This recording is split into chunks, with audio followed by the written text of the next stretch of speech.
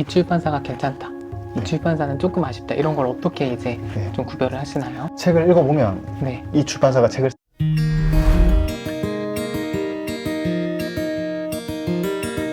네, 안녕하세요. 오늘의 신학 공부의 장민혁입니다. 오늘의 신학 인터뷰 손님으로 오늘은 저희 서유원 목사님 모시고 같이 이야기 나눠보겠습니다. 안녕하세요. 저는 인스타에서 부캐로 책 소개하고 있는 카리안이라고 합니다. 본캐는 대구에서 하늘 깊은 샘교회에서 사역하고 있는 서요한 목사라고 합니다. 목사님 그 인스타그램 하시잖아요. 카리안의 책 이야기 맞나요? 네. 거기 이렇게 서평 같은 거, 독서 감상문 네, 이라고 하셨나요? 네 독후감. 네. 서평 독후감 같은 거 이렇게 책 리뷰막 올려주시잖아요. 네, 네, 리뷰 내용도 너무 좋고 그 책들도 되게 폭넓게 소개해 주시는 것 같아서 저도 이렇게 몰래 팔로우해놓고 맨날 보고 있었거든요. 그래서 네. 제가 책은 안 읽고 읽은 척 하려고 이렇게 보고 있었는데 어느 날 스토리에 이제 제 영상을 이렇게 한번 이렇게 비하 영상이었는데 네. 태그 주신 거 보고 날 알고 계시다. 당연히 네. 그래서 제가 너무 이렇게 감동해서 이렇게 한번 출연해 주실 수 있나 이렇게 메시지를 드렸는데 대구에서 네. 여기까지 이렇게 와주셔서 너무 감사드립니다. 네. 그래서 이제 신학을 그러면 언제 시작을 하신 거예요? 제가 원래 어렸을 때부터 꿈이 목사님이었는데 그러고 보니까 자연스럽게 신학교를 가게 되고 아, 그럼 혹시 PK? PK는 아닙니다. 아, 그런데도 목사. 네, 아버지가 이제 네. 계속 꿈을 주입을 시켜가지고 흔들리지 않게 아, 네네. 가게 돼서 지금 이렇게 그럼 학부 때부터? 학부는 제가 네. 영어영문학과 아, 전공하다가 편입을 이제 대신대학교로 네. 3학년 때 편입을 해서 그때부터 신학을 공부했습니다. 아, 그러면 좀 이렇게 신학을 하고 나서 좀 힘들었던 때는 없으셨나요? 없었습니다. 지금까지 어. 되게 재밌게 약간 적성에 맞달까 되게 네. 물론 힘들었던 적도 있었는데 막 음. 도중에 교회를 뭐 과감하게 사임하고 막 그런 적도 있었긴 했지만 그래도 그 기간 동안 제가 되게 재밌었습니다.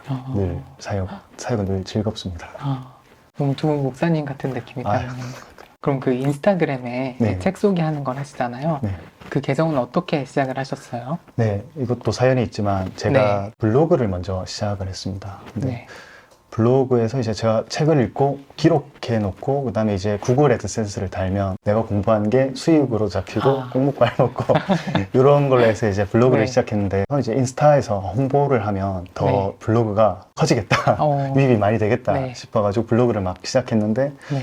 어느 순간 책 리뷰한 그 블로그에서는 수익은 조회수도 거의 안 나오고 수익도 안 나오고 오히려 막 웹툰 감상평 네. 문화 같은 감상평으로 수익이 훨씬 나니까 조금 현타가 와서 현타가 온 와중에 인스타가 갑자기 너무 네. 잘 되더라고요. 한 달에 1000명 팔로워가 막 늘고 계속 잘 돼서 블로그는 네. 내팽개치고 인스타를 중심으로 네. 거의 한 1년 반 전에 시작을 본격적으로 한 것 같습니다. 그럼 지금 팔로워가 몇 명 정도? 팔로워가 아직 6,000명 정도 이제 다 넘었습니다. 네. 저도 이렇게 보니까 왜 그런지는 모르겠지만 주로 신학에 관심 있는 분들은 페이스북에 많이 계시고 그쵸. 인스타 쪽엔 잘 안 계시더라고요. 근데 인스타에 이렇게 책 서평을 올리는데 이 정도 팔로우가 있는 계정은 한 번도 못 본 것 같아요. 계정 이름이 카리안이잖아요. 네, 카리안이 무슨 뜻인가요? 제가 신학을 2012년도에 처음으로 공부했는데 그때 이제 아브라함 카이퍼를 알게 되었습니다. 영역 주권, 모든 영역에 하나님의 주권이 드러나야 된다. 네. 나는 그게 되게 가슴에 박혀가지고 아브라함 카이퍼의 의견을 좀 따른 사람들을 카이퍼리안이라고 하는 것 같더라고요. 그래서 네. 그 인스타에 카이퍼리안이라고 쓰려고 하다가 3글자로 꼭 하라고 하길래 제가 줄여서 네. 카리안으로 썼습니다. 줄인 거 되게 괜찮은 것 같아요. 그 느낌 좀 괜찮아가지고 네. 목사님이 영어 이름인가? 막 그렇게 생각했는데. KUY라고 딱 되어 있어서 네네네. 카이퍼. 카이퍼에 좀 관심을 가진 계기도 있으셨나요? 제가 톰 라이트를 네. 정말 좋아하는데 톰 라이트의 그 마침내 드러난 하나님 나라 제 좀 더 할 인생 책 중에 한 권이어가지고 네네네. 카이퍼에 대해서도 좀 또 늘 개혁파에 있었지만 네. 개혁주의는 저에게 늘 불편한 존재로 개혁주의를 되게 열심히 이제 설파하신 분들을 볼 때 되게 실망할 때가 좀 많이 있었습니다. 개혁파가 뭐지 싶다가 제가 아브라함 카이퍼를 알고 난 뒤에 이게 이게 개혁파다. 이게 개혁파다 이렇게 하기는 모르겠지만 네. 이게 개혁파의 모습 중에 하나구나. 이런 개혁파라면 나는 네. 개혁파 신학을 계속 할 수 있겠다. 아. 이런 결심을 그때 했던 것 같아요. 그럼 전에 좀 실망하셨던 그 개혁파의 모습이랑 네. 카이퍼랑 어떤 좀 차이점이 있었나요? 그런 차이는 없었습니다. 아브라함 카이퍼의 신학과 편협한 개혁주의에 대한 그 둘에 대한 차이는 아니고 개인적으로 신학적 인사이트를 이제 제가 아브라함 카이퍼를 어떻게 알게 됐냐면 IBF에서 나온 정의와 평화가 입맞출 때까지 월터 스토프. 월터 스토프 네. 책을 제가 한 절반 정도 읽었는데 그 뒤에 해설을 강영환 교수님이 해설을 하신 게 아하. 있더라고요. 네. 그 해설을 읽는데 강영환 교수님께서 개혁주의의 가장 핵심은 하나님 주권이라고 하더라고요. 네. 예정론보다 더 그 속의 글을 읽고 예정론 또 얘기했던 것도 사실은 하나님 주권을 강조하기 위해서 예정론을 했다라는 그 네. 해설글을 볼 때 순서가 좀 잡히는 느낌이었습니다. 그때.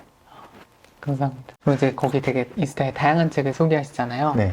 그럼 책을 고르는 목사님만의 어떤 기준이 있으신가요? 사역을 본격적으로 시작하면서 책을 많이 사기 시작했습니다. 책을 일단 먼저 많이 사니까 저의 성향과 관심 분야가 조금 보이는 것 같더라고요. 그다음에 그래서 저자, 출판사 기준으로 많이 봅니다.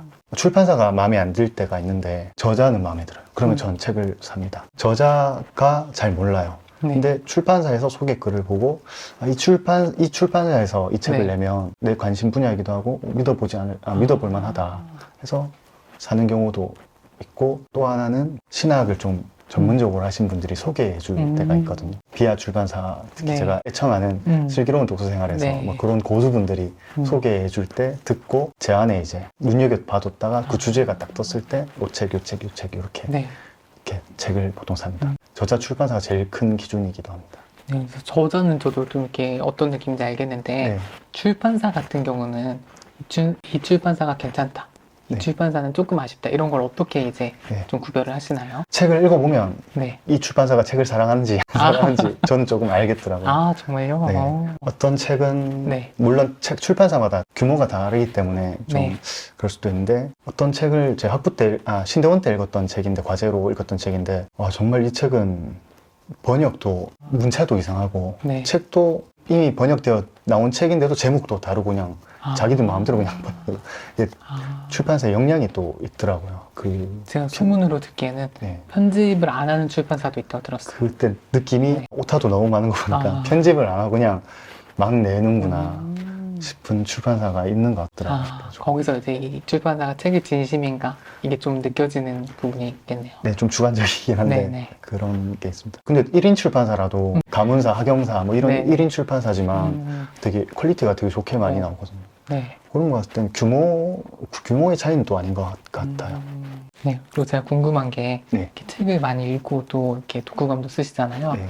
그럼 이렇게 책을 읽는 것과 신앙 사이에 어떤 연관성이 있을까요? 그러니까 책 읽기가 신앙에 어떤 도움을 줄 수 있을까요? 요즘은 책을 읽는 것 자체가 드문 시대이지 않습니까? 네. 독해력이 뭐 위기라고까지 하는데 독서 자체가 중요한 것 같아요. 요즘 그 자체 그냥 책을 읽는 것 자체. 네. 왜냐하면 성경은 책으로 쓰여져 있으니까 읽어야 되지 않습니까? 네. 그러려면 독서는 필수고 요즘은 요게 진짜 기본으로 가야 되지 않을까 싶습니다. 읽기 자체가. 네. 유튜브 보는 게 네. 물론 여기서 유튜브라서 좀 유튜브, 조심스럽긴 네, 네. 한데 네. 보는 게 요즘 감각적인 이런 게 워낙 대세가 되어 있는 가운데 독서 자체가 성경책을 읽어야 되는 그 힘부터 기르는 게 요즘은 지금 중고등부 또 초등부 사역을 하니까 그게 네. 또 중요한 것 같더라고요. 독서 근육. 네, 독서 근육 기르기. 일단 그게 네. 기본인 것 같고, 그 다음에 제가 신학 서적과 신앙 서적을 읽으면서 도움이 되었던 거는 그 방향성을 알려준 것 같아요. 앞서 말했듯이 마침내 드러난 하나님 나라, 네. 이 책을 읽고 제 방향성, 이게 성경이 말하는 바구나 라는 것을 알려주었듯이, 물론 책 읽는다고 내 신앙이 좋아지고 이런 건 아닌데 바탕이 되는 재료가 되는 것 같아요. 신학자들이 해설해주는 책들을 읽고 네. 그런 십자가를 따르는 게 무엇인지에 대해서 성경으로 말해줄 때 그 내 삶에서 적용할 수 있고 나를 또 바라봐 줄 수 있는 그런 작용이 또 되는 것 같더라고요. 아까 대화가. 네. 고전에도 좀 이렇게 가이드나 안내서를 읽으면 좋다 이런 얘기 해주셨잖아요. 네. 그러니까 신학서적이나 신앙서적이 어떻게 보면 성경에 대해서 안내해주는 역할을 해줄 수도 있겠네요. 저는 책들이 저에게 너무 큰 스승이었습니다. 근데 또 저는 모교회 때 저희 담임 목사님이 절대 신학서적 못 보게 하셨어요. 성경만 보고 내 설교만 들어라 이렇게 말씀하셨거든요. 그런 네, 케이스가 종종 있는 것 같더라고요. 그러니까 저희 목사님은 성도들이 괜히 다른 거 읽다가 더 혼란스러워질까 봐 네. 걱정된다. 그것도 제가 예전에 신학만 할 때는 이해 못 했을 건데 목회를 하니까 그게 네. 이해가 되더라고요. 제가 뭐 역사 비평이나 이런 거를 네.